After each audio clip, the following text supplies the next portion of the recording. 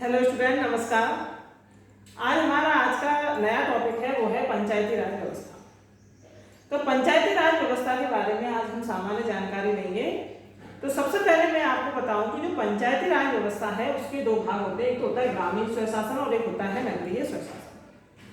तो जो ग्रामीण स्वशासन था या जो नगरीय स्वशासन था, इनको बनाने की जरूरत सरकार को क्यों पड़ी, क्यों सरकार ने पंचायती राज व्यवस्था को शुरू किया?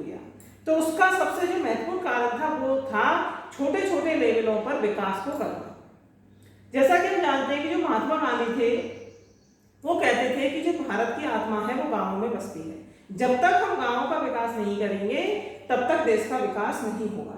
तो इसी को ध्यान में रखते हुए हमारी जो सरकार थी उन्होंने समय समय पर इसमें काफी बदलाव किए और समय समय पर इसको ग्रामीण स्वशासन को और ज्यादा सशक्त बनाने के लिए कई संवैधानिक संशोधन किए, कई कानूनों को बनाया और उनको कई प्रकार की वित्तीय सहायता प्रदान की, जिससे कि जो ग्रामीण स्वशासन है या पंचायती राज व्यवस्था है या जो नगरीय स्वशासन है ये और ज्यादा विकास कर सके।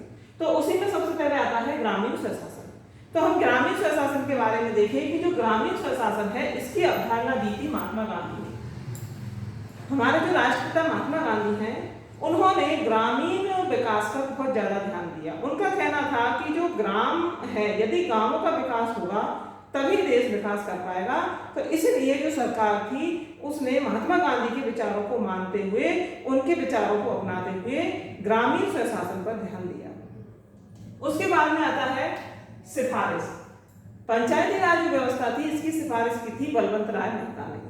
बलवंत राय मेहता की अध्यक्षता में कमेटी गठित की गई और उस कमेटी ने यह अपनी रिपोर्ट में कहा कि जब तक हम गांवों को सशक्त नहीं बनाएंगे तब तक गांवों का ना तो विकास होगा और ना ही देश का विकास होगा।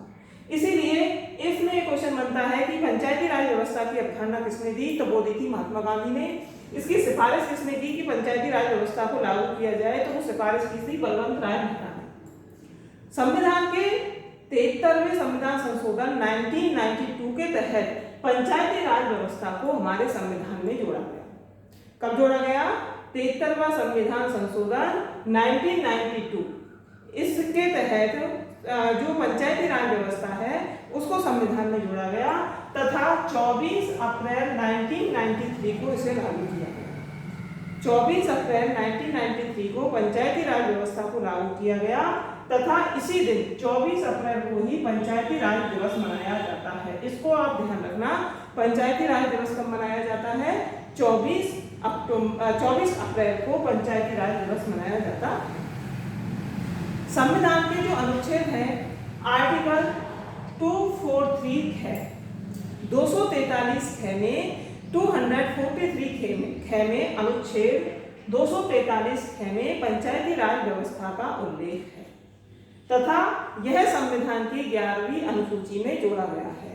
अनुसूची को देखें तो 11वीं अनुसूची है, अनुच्छेदों को देखें तो 243 ख अनुच्छेद है तथा यह एक संवैधानिक निकाय है। देखना, हम जानते हैं कि जो अलग अलग संस्थाएं होती हैं वो अलग अलग निकायों के अंतर्गत आती है। कुछ संस्थाएं ऐसी होती हैं जो संवैधानिक होती हैं, कुछ संस्थाएं ऐसी होती हैं जो विधि द्वारा स्थापित होती हैं, कुछ संस्थाएं ऐसी होती हैं जिनको संसद लागू अपने हिसाब से बनाती है। तो ये जो पंचायती राज व्यवस्था है ये संवैधानिक संस्था है क्योंकि इससे जुड़े हुए जो अनुच्छेद हैं, अनुसूचियां हैं वो हमारे संविधान में शामिल है और जिससे जुड़े हुए संविधान में संशोधन भी हो चुका है तथा इसकी जो अनुसूचियां हैं वो भी संविधान में है। इसलिए ये एक संवैधानिक निकाय है। ग्रामीण जो स्वशासन है यह त्रिस्तरीय है, मतलब इसका 3 स्तर है, इसकी 3 लेयर है। पहला है ग्राम पंचायत, दूसरा है पंचायत समिति, तीसरा है जिला परिषद। तो ये 3 इसके स्तर है किसके? ग्रामीण स्वशासन के।